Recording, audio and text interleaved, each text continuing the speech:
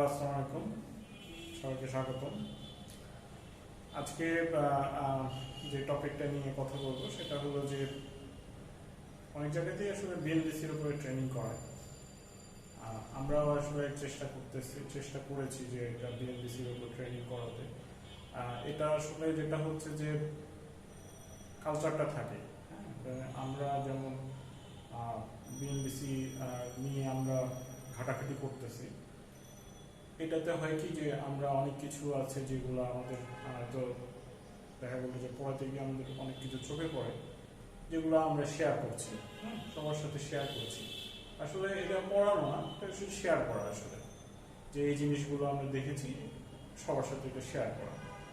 তো যেটা হচ্ছে যে অনেকেই আসলে এটা নিয়ে গুরুত্ব দেয় না, বা বিভিন্ন জায়গাতে হয়তো যায় আর কি। তো এটা আসলে অনেকেই গুরুত্ব দেয় না যে বিএনবিসিটা পড়ার উপরে। তো আমি মনে করি যে, বা আমরা মনে করি যে ডিজাইন করার সময় বা কনস্ট্রাকশন একটা প্রজেক্টে কাজ করার সময় আসলে যদি আমরা বিএনবিসির প্রত্যেকটা চ্যাপ্টার নিয়ে আমাদের যদি কিছুটা হলেও যদি আমাদের ধারণা থাকে, তাহলে আমাদের আসলে জিনিসটা হবে, খুব ভালো হয়। এটা আমরা পার্সোনালি অনেক সময়তেই আসলে এটা ফিল করার চেষ্টা করেছি। বাট যেটা হয় যে মানুষকে বোঝানোটা টাফ হয়ে যায়, কারণ সবাই আসলে স্পেসিফিক ডিজাইনের উপরে ইনভেস্ট করতে চায় কোর্সগুলোর ব্যাপারে। বাট এটাও যে আসলে একটা ভালো একটা বিষয়, এটা আসলে অনেকেই আসলে বুঝতে পারে না। তো যেটা নিয়ে আমরা করি যে আমরা মূলত আসলে আরো পার্টগুলো নিয়েও কাজ করছি, যেমন ইলেকট্রিক্যালের পার্টটাও নিয়ে আমরা কাজ করছি। ইলেকট্রিক্যাল পার্টটাও নিয়ে হয়তো কোর্স খুব শীঘ্রই চলে আসবে। তো আমরা এখন যেটা মূলত কাজ করতেছি একটা সিভিল ইঞ্জিনিয়ার হিসেবে, আমাদের আসলে যদি বিএনবিসি 2006 আমরা যদি চিন্তা করি, তাহলে আমাদের অবশ্যই পার্ট 6টা আমাদের খুবই জরুরি। সেরকমই আমরা যদি নতুন বিএনবিসি 2017 ইউজ করি, তাহলে আমাদের ভলিউম 2টা খুব জরুরি। তো আসলে আমরা কোন চ্যাপ্টারগুলোকে কভার করার চেষ্টা করতেছি বা চেষ্টা করব, সেগুলো নিয়ে আলোচনা করা যায়। প্রথমে chapter 1, definition and general requirement.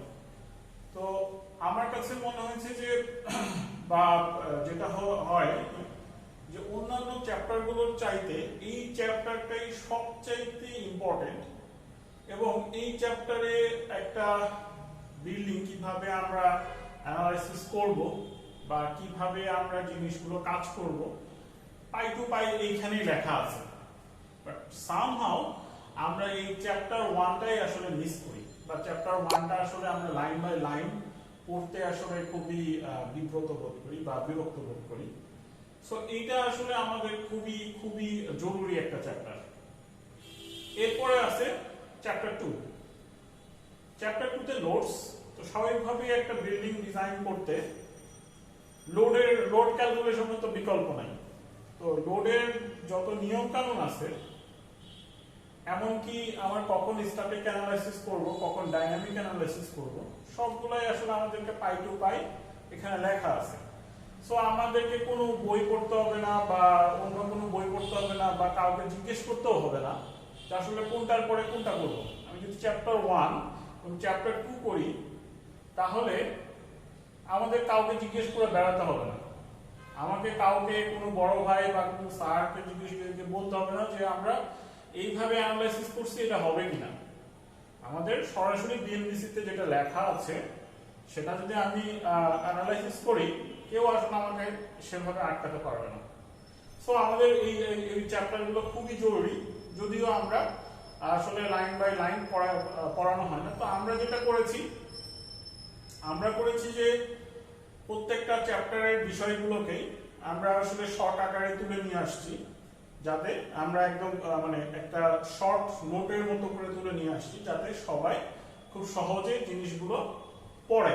হ্যাঁ, লাইন বাই লাইন বিএনবিসি না পড়ে আমরা যেন খুব সহজে সব বিষয়গুলো আমাদেরকে জানতে পারি। এরপরে আছে চ্যাপ্টার 3, সয়েলস অ্যান্ড ফাউন্ডেশন। তো এইটা আমরা বেসিক্যালি যখন বিএনবিসি কোর্স করাই তখন আমরা দুই বিএনবিসি নিয়ে কম্পারিজনে যাই। দুই বিএনবিসি এর একটা কম্পারিজন আমরা করার চেষ্টা করি, প্রত্যেকটা চ্যাপ্টারই আসলে কম্পারিজন করার চেষ্টা করি যে এই চ্যাপ্টারে এইখানে কি বলছে, ওইখানে কি বলছে, বা দেখা যাচ্ছে যে চ্যাপ্টার 1 এ অনেক কিছু নতুন বিএনবিসি তে চলে আসছে, বাট যেটা হচ্ছে আমার চ্যাপ্টার 6 এ ছিল।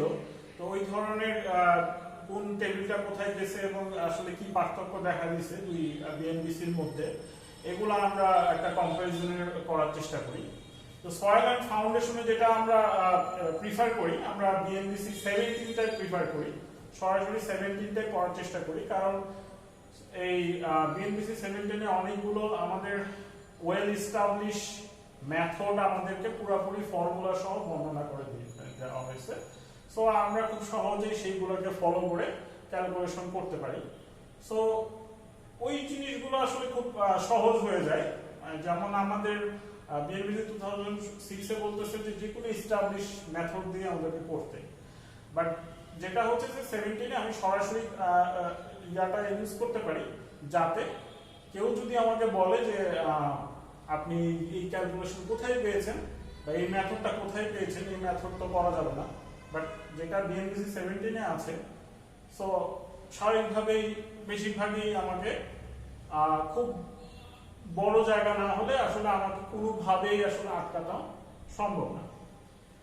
এরপরে কংক্রিট ম্যাটেরিয়ালস। তো আমরা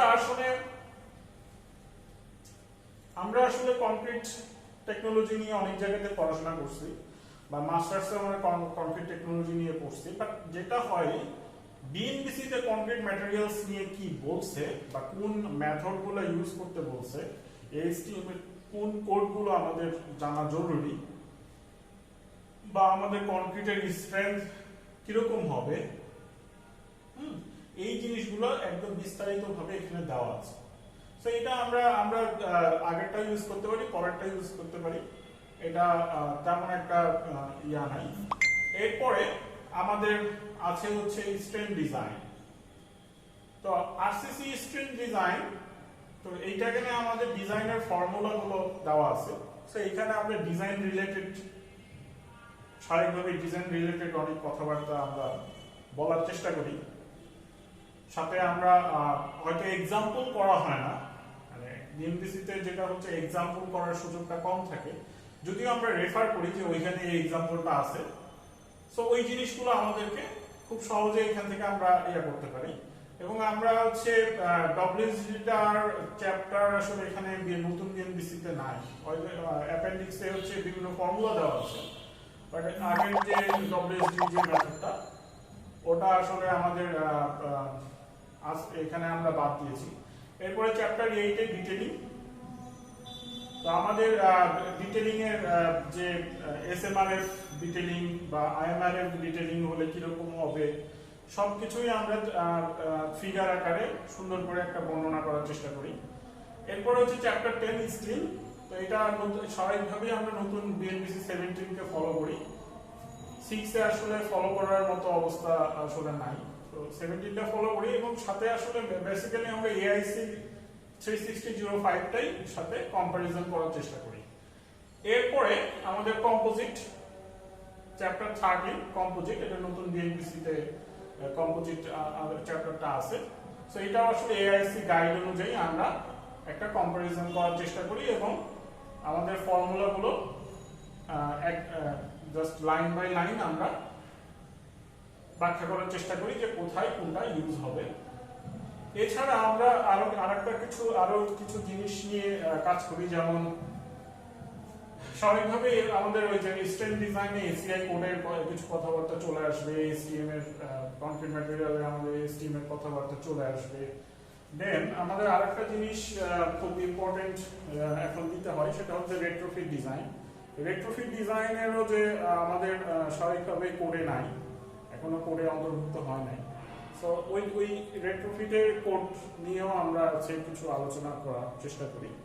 সো এটা আসলে অনেকে কোর্সটাকে লাইটলি ভাবে নেয়, বা অনেকে বলে বসে যে কোর্সের ফি অনেক, বাট অ্যাকচুয়ালি যদি আমরা দেখতে চাই যে আসলে আমরা এইখানে যা বর্ণনা করি আসলে এর পরে এই বর্ণনার পরে আসলে খুব কম জিনিসই থাকে যেটা নিয়ে আসলে আমাদের বেগ পেতে হয়। আমাদের যেটা করতে হবে যে এই কোর্সটা করার পরে আমাদের দেখা যাচ্ছে যে এক্সাম্পল রিলেটেড ক্যালকুলেশন গুলো হয়তো করতে হতে পারে, বাট মোরালি এটা যদি আমরা করি একজন সিভিল ইঞ্জিনিয়ার হিসেবে আমার হয়তো আমাকে পরবর্তীতে আবার লাইন মানে বিএনবিসি খুলে তো অবশ্যই দেখতে হবে, বাট আমার মোটামুটি একটা সম্যক ধারণা হয়ে যাবে।